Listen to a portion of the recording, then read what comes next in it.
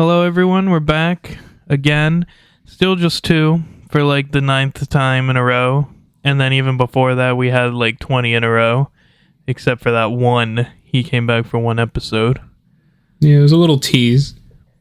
Well, I guess he's in like some pre-recorded ones that they're like mixed in there. I don't know how long it's actually been since he's been in one, since those get mixed in. But we've been out of those for a while. Yeah. All right, today, should we get into like news stuff, I guess? I have a couple things.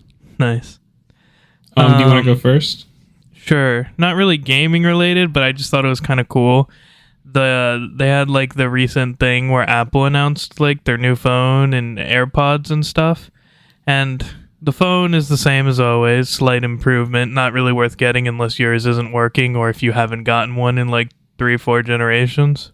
It's like the 14, 13. Yeah. So, I never do that anyway. Like, I don't get every freaking one. I usually get every 2, like, wait for 1 or 2 or 3 to come out, you know? Like, I think I have a 13 right now. Yeah. I'm thinking I'll probably end up getting this next one and then wait off for a couple years. Because this one seems to have a bunch of, like, Apple being Apple, they're introducing a bunch of new little things that seem like they'll be around for a while. I kind of want to get a new one just because I want... That's what I was going to say, because I want to have a USB-C. Because I literally... It's the last thing. It's in my AirPod case, but I can use wireless charging for that. I wonder... I wasn't paying attention, actually, if the new AirPods are... It has to be. Let me look it up. If that's new USB-C too, that would also be sick. I'm pretty sure at this point, the only thing that's going to be using lightning cable, at least from Apple, would be their VR baby. headset. If you have the AirPods 2nd generation MagSafe USB-C, like with the AirPods and the USB-C. Wait, this is not what I thought. AirPod charge port. Anyways, changed. while you're going on talk about that, I'm going to tell you about this book I just finished. I thought it was pretty cool. So I finished this book called Armada. Right. And I think I brought it up briefly.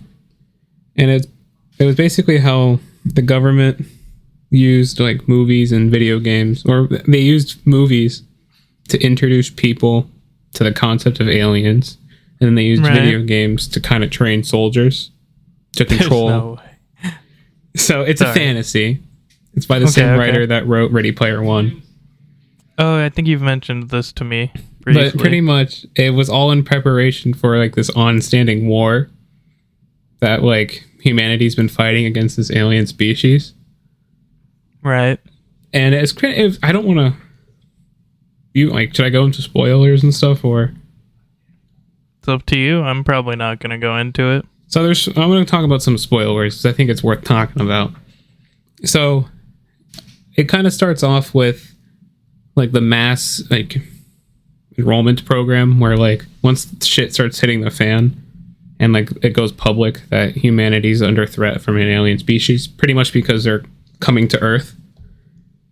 They start assembling all the general populace and, you know, getting people enlisted. But then there's like during like the briefing video that you see that like apparently when humans found the species, they dropped like a little probe just to like, it's because they didn't really know what was down there. It was like a sensor probe. And then apparently they dropped it on like a sacred temple. So that's why we're at war with them. I see. But as things go on, the characters start to realize... Kind of like Halo, actually. We're like, hey, look, cool stuff. And they're like, that shit's sacred. Kill them. Yeah, so as things go on, you start to see that the characters kind of like start questioning why these combat training things like work so accurately, like why the aliens act like they do in the simulations, pretty much. Like it's very like they start to feel like it's like that would be really funny. Like imagine, not funny, but like imagine like we actually do have an alien problem in real life, and they are like exact patterns of like Halo, you know? Yeah, like they're to like, the T. you can. They're like grunts. They're gonna throw grenades at you. Elites are pretty dangerous. Like obviously they look different in different names. You could even like plasma pistol charge their shields and stuff. But do you know how exactly? Do you know how they behave in predictable ways? Mm-hmm. The aliens do that too, and they find it weird. They're like, why? Like, why if you were a warring. Like, if you're at war, why would you act predictably? It just doesn't make sense. Long story short, we find out that when humans discovered this alien species, Reagan, the president at the time, out of fear, decided to drop a nuke on them. So it was actually the humans it happens. that caused the war. But another question that they brought up was, if this alien species was so advanced, like, why didn't they just kill us? Because in the book, the alien species has like this technology that allows them to have like quantum tunneling, but for internet. So do you know how with like our current technology, when we use the internet, it goes at the speed of light?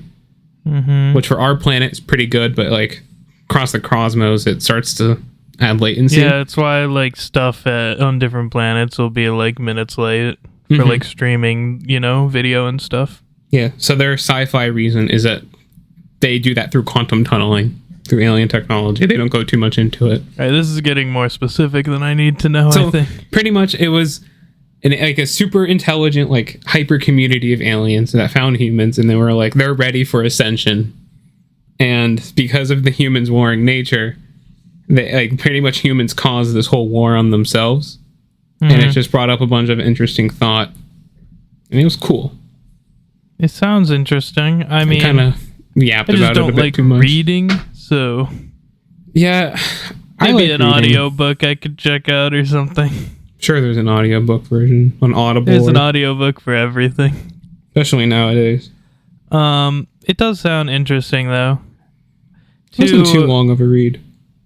Tell you back to my other thing, the new AirPod does say apparently USB-C charger, so tempts me slightly to want to do that. Me too. I'm not going to lie.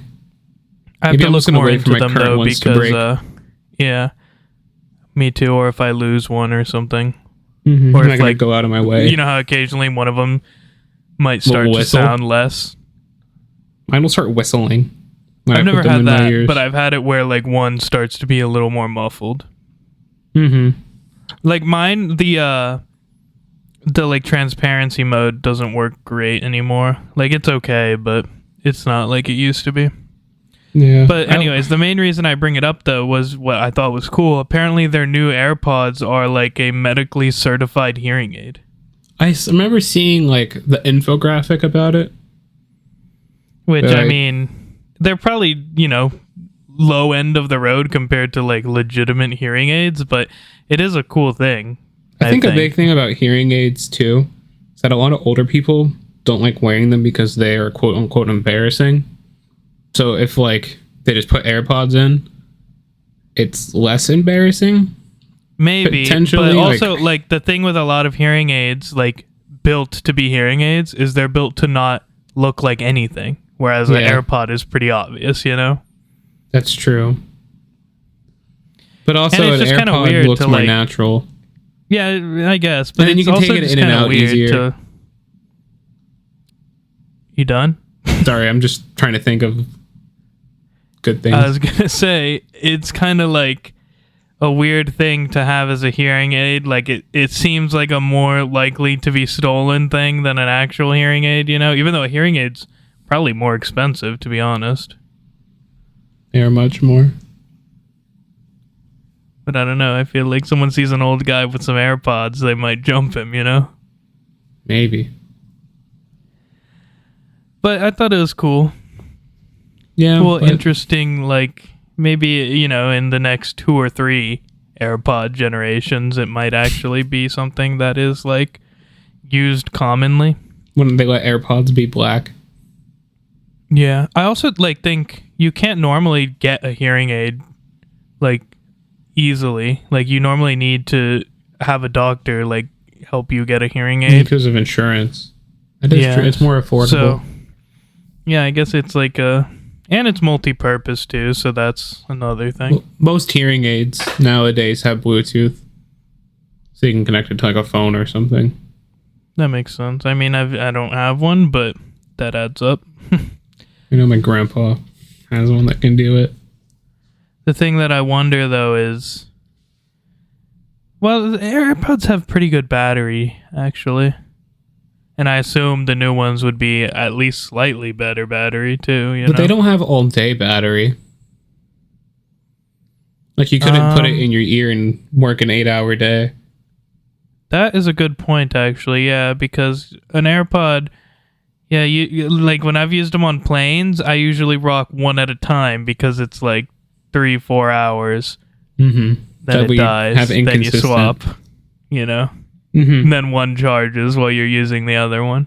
Normally, what I'll do is I'll keep both in. And then when one gets to 10, I'll put it in to charge, and then kind of wait till it gets to 5 and then swap. Yeah. I mean, like, it's been very rare that my AirPods have ever died. It's pretty much only on planes that's happened to me. The only time they'll die on me is when I don't put them in the case overnight. Then I wake up in the morning and put one in my ear. I've never done that. But okay. Cool. It's cool, I guess. Like I said, it's probably something that'll matter more. Like, this is the first generation with that. Like it's niche. Such niche use cases, especially because it doesn't last all day. That's why I'm saying, like, it's one of those things where it's like, this is the first gen with that. Maybe, 2-3 AirPod generations from now, it'll actually be something that matters. Mm-hmm. But for now, it's like, yeah, maybe one day, Yeah. Your turn for something. I have more, but we'll go back and forth. So, I can talk about this. I finally, in school, started learning how to do multi-threading for programming. Yeah. And I think it's pretty cool. It's cool, but it's kind of... It's a huge pain in the ass if you... It's one of those things where, like, you need to use it, like, sparingly, yeah. Like, because you could do it for everything, but you would end up with such a complicated mess. Mm-hmm. At least for me, like, how...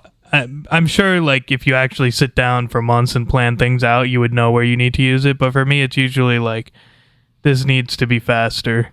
It's time to do what I don't want to do. You know what I mean? I don't find it, at least at the scale I'm working at, I'm sure the bigger it gets, the harder it gets. I don't find it terrible, but I find it... Like, it also depends how many threads you're working with, right? Like, 2 threads is not even a problem. It's when you get a bunch of threads going at the same time, like 5 or more usually. I was using like P threads. Mm-hmm. And then we had an assignment with forking under Linux. Yeah. Forking is actually pretty easy to understand. Yeah, that's not that bad. What I find, though, is, like, a lot of times you think you can, like, multi-thread something, but then you obviously have to wait. It's just annoying to force sometimes waits, and it's like, ugh. You really have to think about when to use it. That's the thing I've found is, like, it's almost harder to know, like, is this the place to use it than actually using it, Yeah, there's one thing I've always wanted to try to make that I think I needed multi-threading for. So now that it's very dumb, but I wanted to make a little thing when you open your computer. You have to, like, type in a passcode, and it locks your mouse to a certain XY position on your monitor until you type in that password. That way you just can't close the window. Even though you could all F4, but I couldn't do it because I couldn't take in console input while moving the mouse. So I think that would be a good reason for it. So I can offload the mouse, like setting the mouse position to a thread, and then I can take the console input. You're saying, like, right when you run the program, could you not just lock your mouse on startup and then instant in the code lock your, like, I didn't know how to do that to the box? Like, this is just like a thought I've had since I was, like, I don't know, forever. Like, I'm sure there was better ways to do it. I see what you mean. But that was just kind of like... Point is, multi-threading is cool.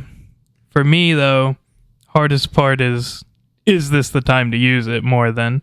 Yeah, because you don't want to use it for everything, because it just adds unnecessary complexity. If you did use it for everything, it probably is incredibly complicated to have, like, a fully multi-threaded program, because you'd probably just run into starting gun condition, like, all over the place, Yeah, you'd have to make sure all of your timings and stuff line up. Debugging would be a nightmare, because you'd be like, what's happening? It would be terrifying, honestly. That's something I'm glad I've never had to do is debug someone else's multi-threaded code. I've had to do it for my own, but could you imagine doing that on someone else's? That's probably so hard. Yeah. I feel like it's one of those things where if you give me like a couple hours and I just start clicking and highlighting things in like VS Code, I'll start piecing it together. Yeah, but it's just like, I think it's one of those things that you, like you said, takes a couple hours. And then once you do it, you're like, if that person was here, they could have done that in 10 minutes. Yeah, because they would have just known what they typed. Mm-hmm. Or at least remembered quicker. Yeah, at least new areas that it would be or whatever. But that's cool. Multi-threading's cool. I don't use it much. I usually use it as a last resort when things are very slow and I'm like, it's time. Do you use it for your job? Or have you? I used it one time, yeah. Because I like keep a thing loaded in the background. And like when I'm accessing it, I do it on a separate thread so that I'm not like loading every time I open a page. I can load the page like visually on its own thread. Okay. You know, like not relating to the database. Mm-hmm. I get it. Otherwise, you wait. I mean, like it could go in either order, obviously, but it would be either you load visually everything, and then it's empty while it waits for the database, which is the way it was at first. Or I guess you could do it this way, but this would just seem even worse. You would load the database, you have a blank screen, or when you click, it would just freeze until the database is loaded, then load the next page. You know what I mean? Mm-hmm. But you can do both at the same time. So that's that. Yeah, your turn. Okay, so this is probably pretty niche, but you know what? I don't care. I'm all ears.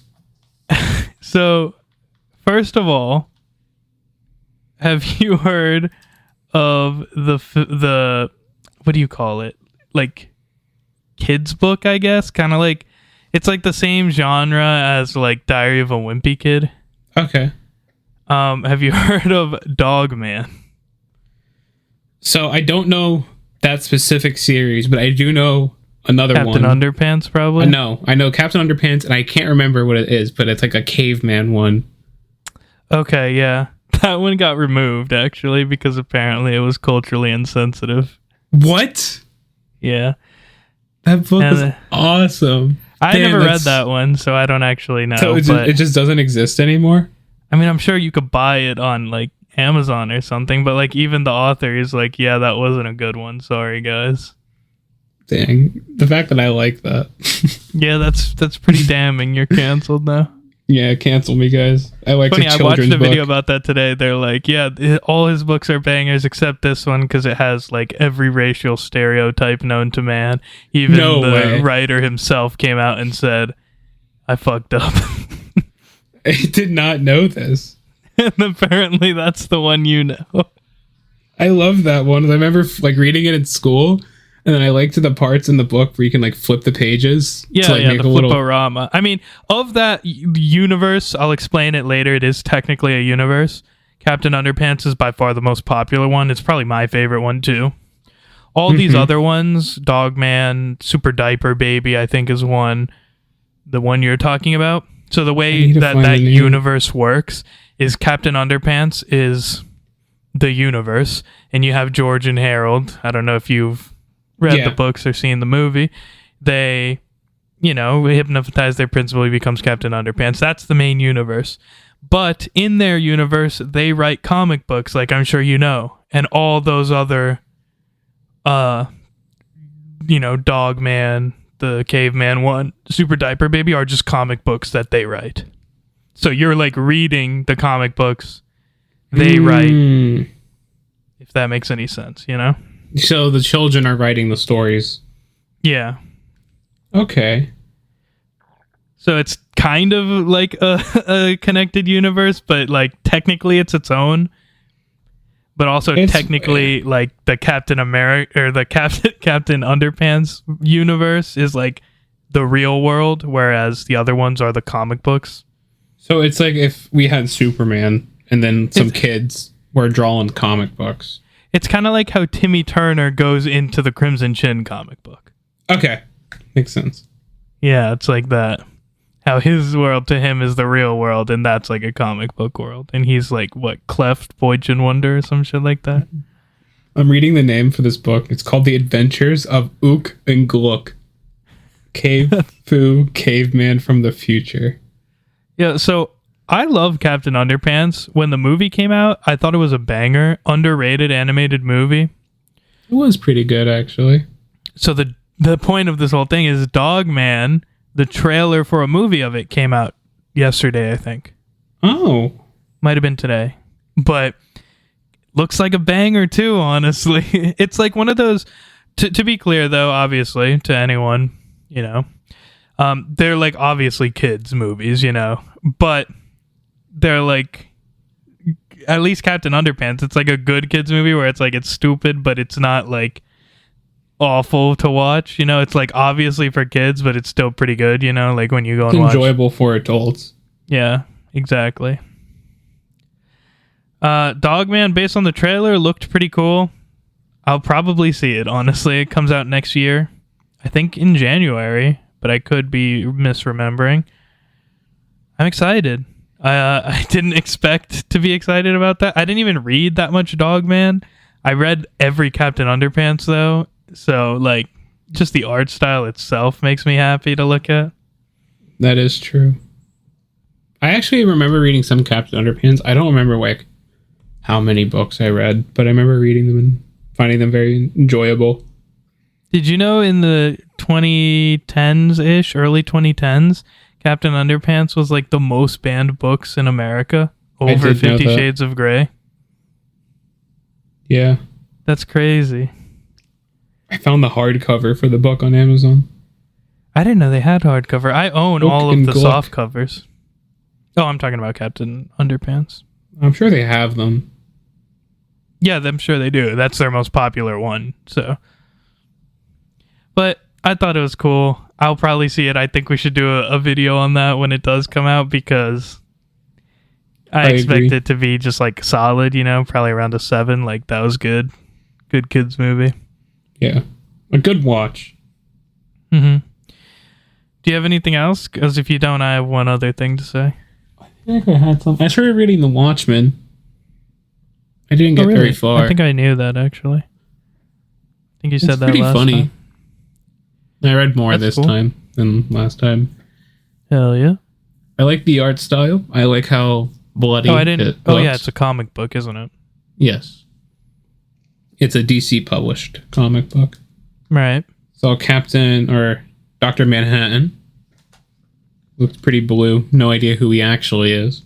I've always heard that he's like super powerful. Like every time I see him in a vote, like who would win between these legendary villains, he always wins. And I'm like, huh. Yeah. I've seen him in like why. power scaling videos and stuff. Yeah. I have no They're idea. like, could God beat Dr. Manhattan? And I'm like, I don't know. We'll find out. But that's pretty much all I have to say about it. And I do have one more thing. Okay. Let me do one and then you can go.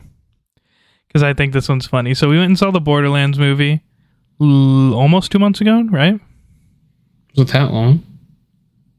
I think so. Wow. The point is, this is actually late news. I don't know why I didn't say it last time. Because it's been almost 3 weeks that, actually, let me, you say your thing, actually, because let me double check this before I say it. I started playing this new game called Star Trucker. It's pretty fire. Pretty much is a like Euro Truck simulator, but you do it in space. Nice. And it's enjoyable. And you have like a little ship, or like your cabin that you have to balance different subsystems, like your oxygen, your temperature, your suit, things like that. And then you have to avoid asteroids, so that way you don't puncture your hull. And it's all just about doing contracts, and then you have to buy like batteries to replenish your power. You have to buy air filters, so that way you don't suffocate. And it's like that's pretty much the loop, but it's just relaxing. It sounds cool. I've double checked my my thing for you. Okay, you ready? Borderlands released on August 9th. August 30th, it went to streaming. Wow. Not even in the same month. Yeah. This was like a little over 2 weeks ago. So, too bad we paid for that. Actually, we didn't, did we? You used like a thing. Yes. Still, though. That's we wasted our time. That's toxic that it went to streaming. I'm looking right now. It has a 26% rating. Really? Mm-hmm. Sounds about right. Budget between 2 and 300 million. Jesus. Box office 32.7. I mean, that's almost, it's almost a fourth. Almost made something back. Wow. That movie was a huge failure. Who knew? Womp womp. That's all I wanted to say about that. I thought it was funny that not only it'd be one thing if it's like, all right, it's out of theaters now, but turns out it's been on streaming sites for 2 weeks. Just rub salt in the wound. We could have waited 3.5 weeks, 2 weeks, whatever it was, and just streamed it. Well, we had to tell people that it was not worth seeing sooner. True. I think that's all I got. I haven't thought of anything else, but I guess my most exciting one is that I'm excited for Dogman. Dogman is kind of cool. I'm excited for that now. I'll have to watch the trailer. Because I'm thinking, like, after Dogman, hopefully, if it does decent, we'll get the next Captain Underpants movie. Yeah, maybe they'll adapt my book. I doubt it, if they don't even sell the book, like, officially anymore. No, I was reading, like, things online, and it said the author self-canceled this series. Didn't I tell you that? I was like, even him, he was like, this is bad. I want to know. I want to reread it now. Like, I just want to know. Like, maybe you just missed them all because you were, like, 5? Yeah, and I just thought the jokes were just funny because they were funny and not they were racially suggestive. Oh my god, I just imagine like a 5-year-old laughing at racist jokes. It'd be so bad. Like, I hope it's stuff that just goes over kids' heads, Yeah, not just like clear, like blackface or something. Oh my god. Okay, so that rounds up that. To talk about other things, though, actually, this was now like a month ago, I grinded so much Red Dead Online. I played so much for like 2-3 weeks. Basically bought everything I could and then retired from that game. Nice. We were all supposed to do it, but everyone retired from gaming, so I just grinded out Red Dead Online a bunch. It was very fun. And now I'm grinding Sea of Thieves again. I've put in like 60-something hours in the last 2 weeks. It's a lot. The heck? It's fun. I like Sea of Thieves. There's so much stuff that I'm not used to now, though, that I have to get used to. Even after 60 hours, you're not used to it yet?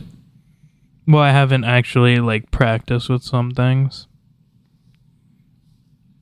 I've just kind of been going around trying out, like, the new content, not, like, practicing specific PvP things. Kind of exploring the world. Yeah. It's a good game. I like it. It's pretty fun. I think that was a pretty good transition. Why? Oh, yeah. Start it up. I think we're going to transition to Pirates 4. Yo, I forgot what the tagline is. This is the first Pirates movie that I remember having thought of, because I'm not sure which one I actually saw first because I was young, but I remember seeing the commercials for this one on Disney Channel all the time. They're like, Parts of the Caribbean on Stranger Tides coming to a theater near you. Like, I remember seeing those commercials all the time. It is true. I think this was the first one this is the first one I can think of chronologically in my head, but I'm sure I've seen. I don't remember, though. Honestly, it wasn't as bad as I was expecting, because I know everyone's always like, the trilogy's peak, then they fall off. I thought this was still good. I don't think it reaches the level of 1 or 2, but I do think it was good. I think it was good, but I felt like it wasn't really a Pirates movie. In what way? They were going on a big treasure hunt, but they were also like on land for almost the whole movie. But they didn't get to the actual island until more than halfway through the movie. We started with them on land for like, what, 30 minutes ish? That's probably true. Yeah, they were in like England or Spain or something. I think it was England. Yeah, and then we got boat. And then jungle. And that was the whole movie. That's kind of how I feel about. I'm actually with you on that. That's kind of how I feel about the first half of the third movie. Yeah.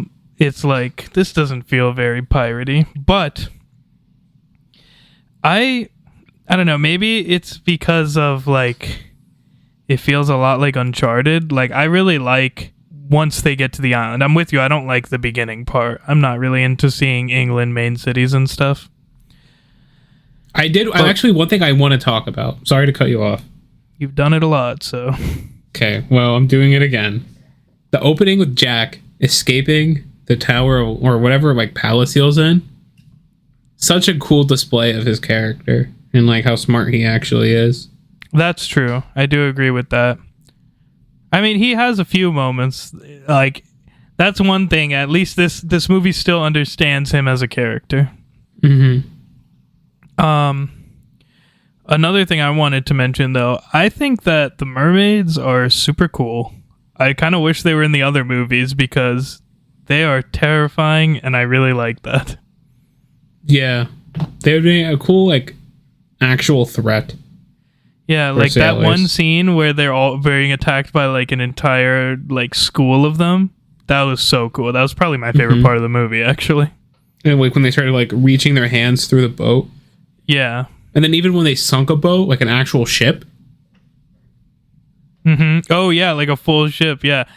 I kind of wish we would have got that more in detail because the mermaids were just super cool. Like, I almost wish that was, like, more of the focus of the movie than just, like, a small side thing, and I wish they were, like, a constant threat instead of just one to capture.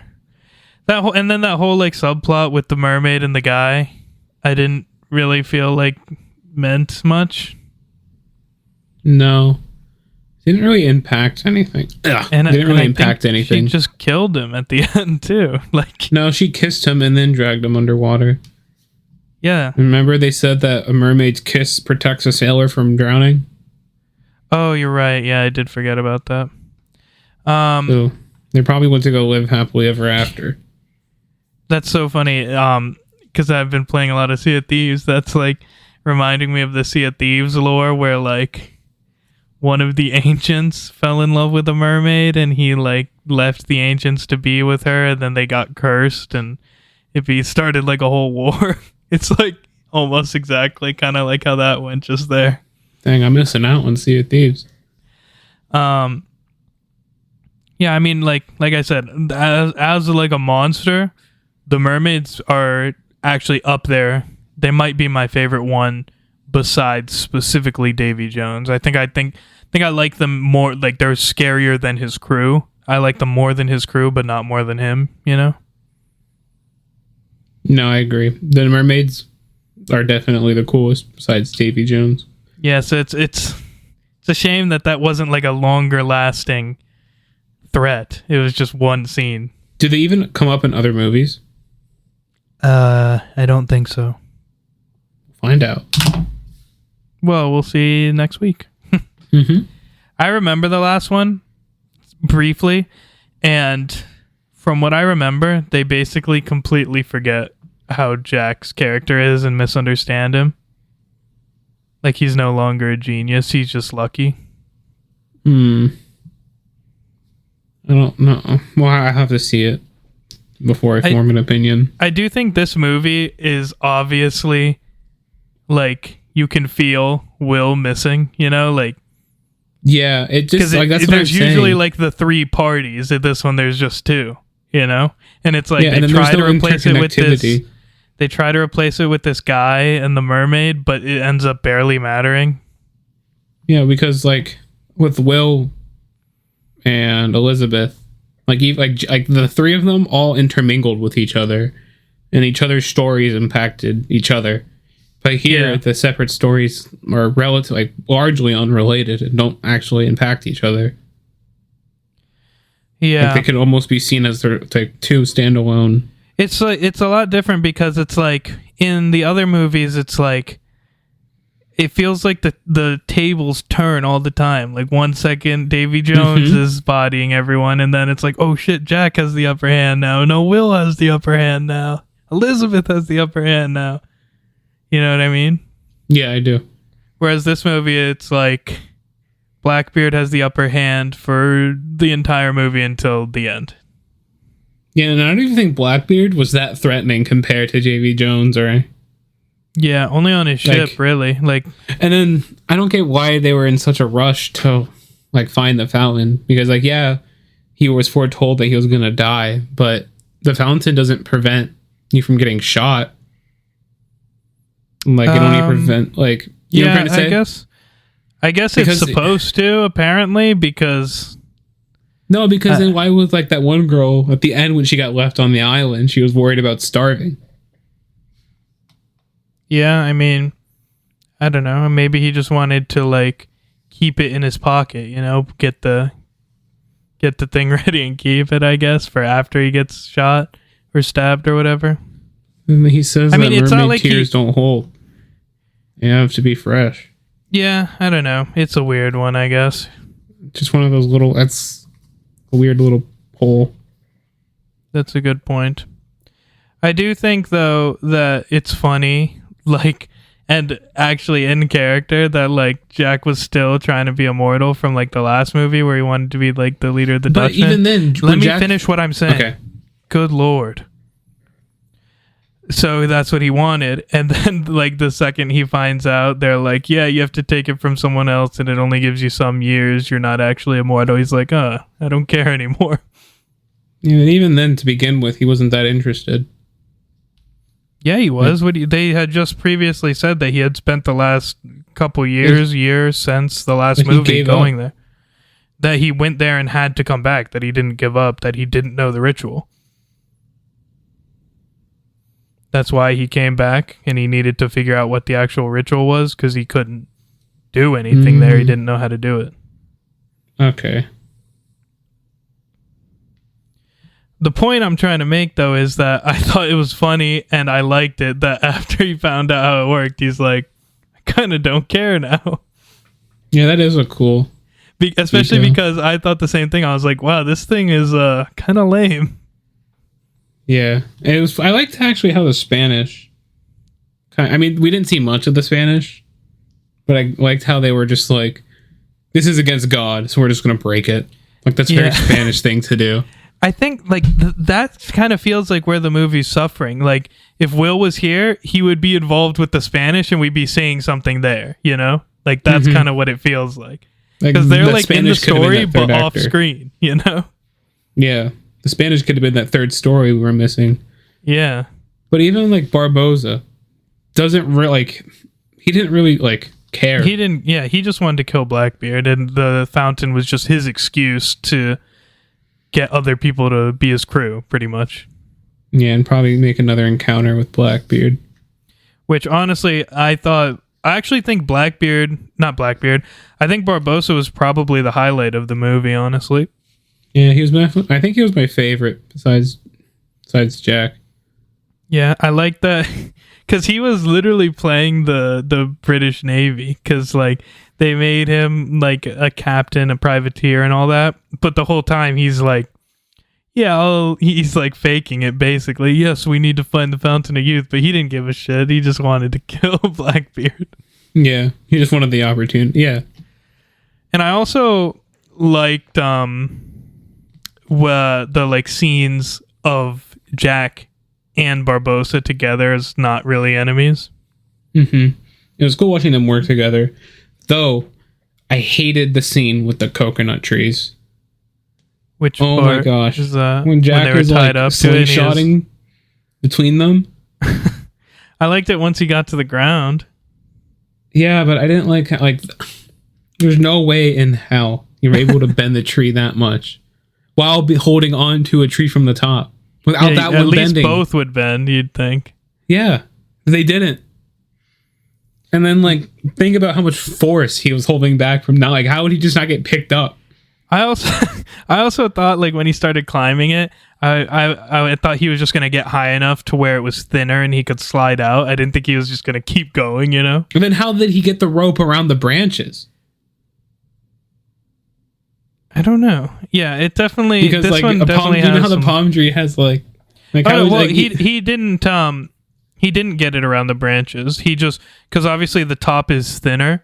When he got to the top, he could just come out of the rope. That's why it was still tied. But I'm saying if he got to the top, how did he get to the top? Because wouldn't the branches or like the other leaves stop him from shimmying?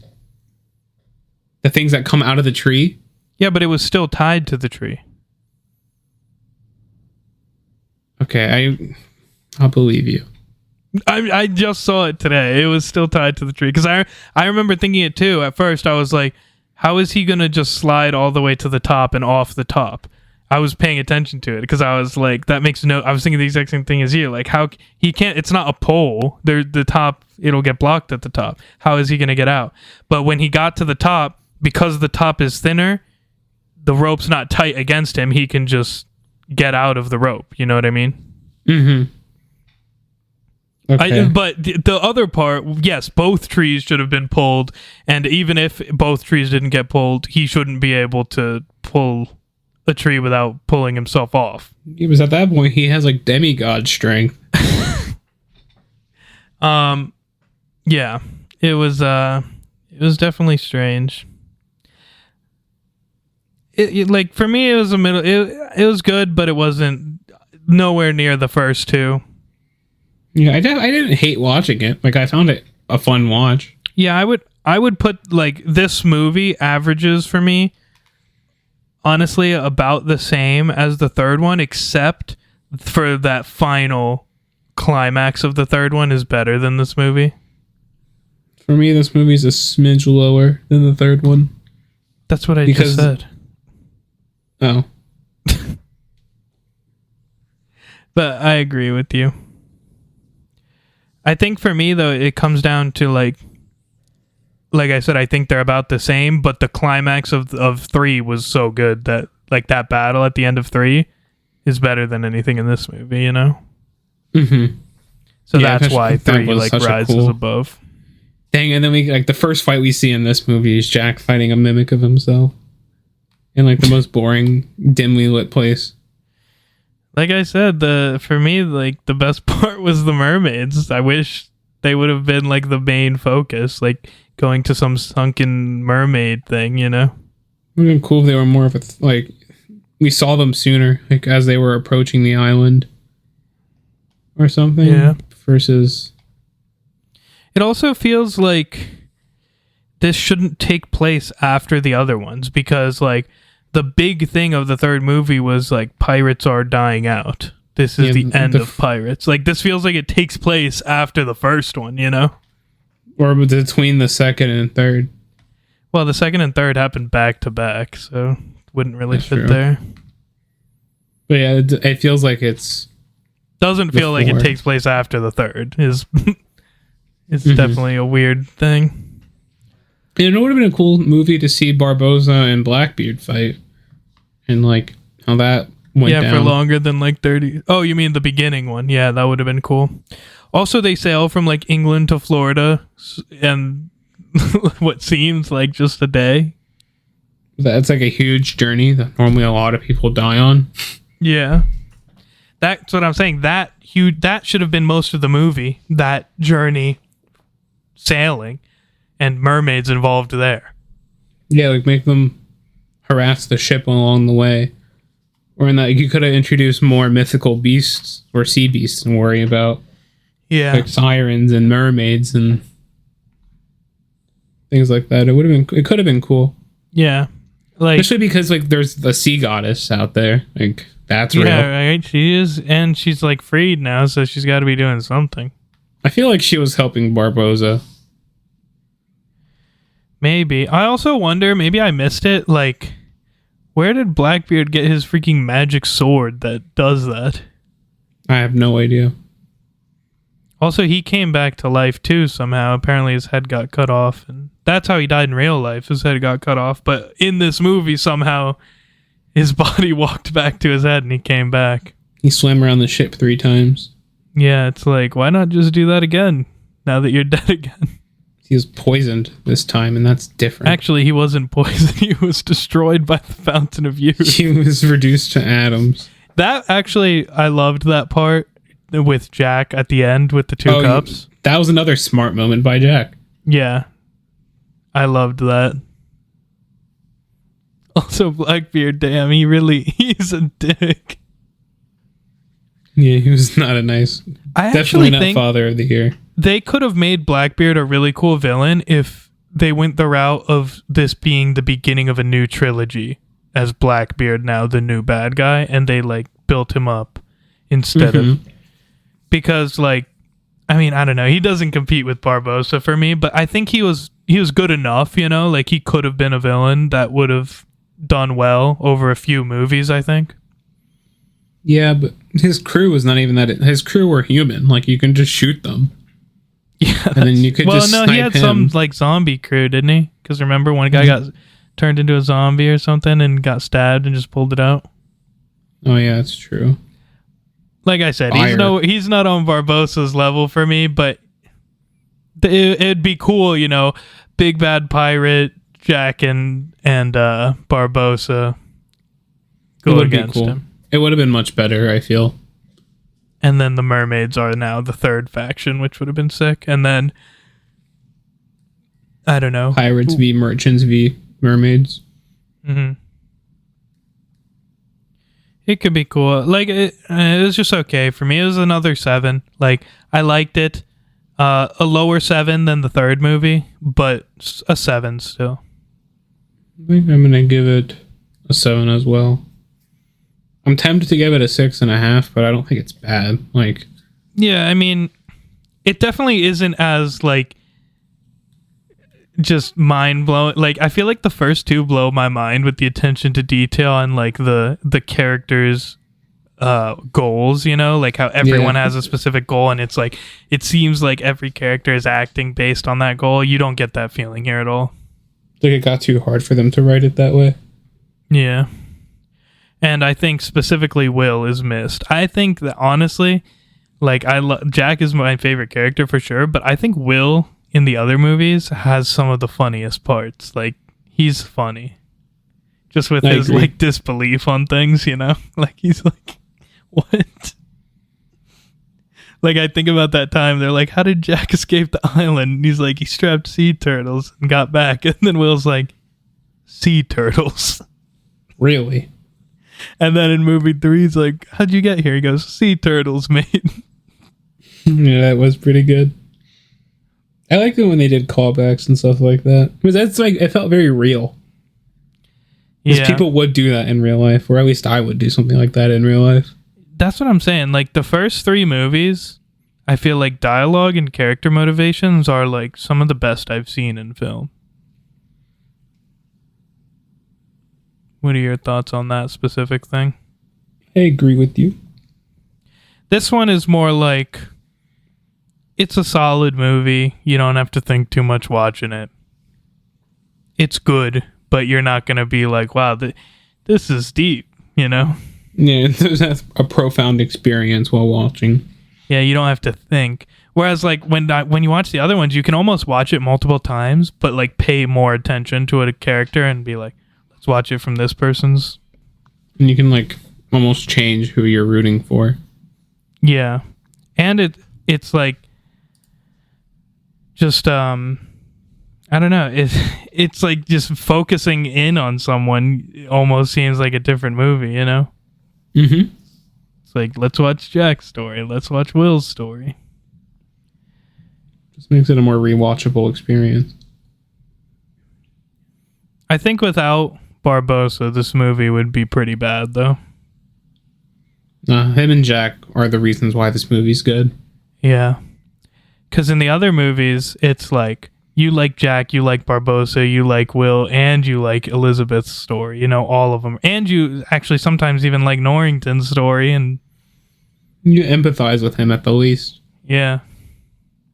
But I really only like Jack and Barbossa in this movie. Yeah, I think me too. I did like Gibbs, but he's always just side, you know? Yeah, he's always like just that good side character, and that's it.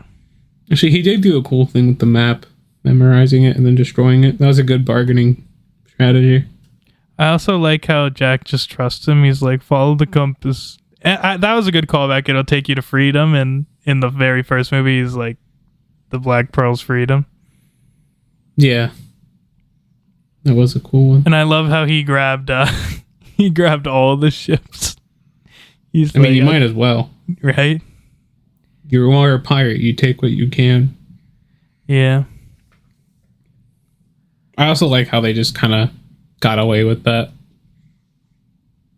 But yeah, whatever. well, I mean, he was dead. I guess it was Barbossa's at that point, but... Everyone was off ship. Mm-hmm. And Barbossa didn't know about it. Yeah, so the only one who would really know that was alive was left on an island. And then maybe the crew, but they won't... I don't think they knew, though. I think because it was, like, in Blackbeard's cabin. Yeah, I'm sure they would have to know what happened to the ships they were fighting. I don't know. I'm sure they don't know what happened to them. You might have just think that they, like, use destroying magic on it or something, not necessarily that he collects them. Maybe. But, good movie. I don't mind it. Anything else from you? I can't think of anything. Cool. Well, I guess we can just wrap this up. Yeah. Thanks for listening, guys. No? Stay tuned for next episode. The thing. Say the thing. Keep it salty. Hell yeah.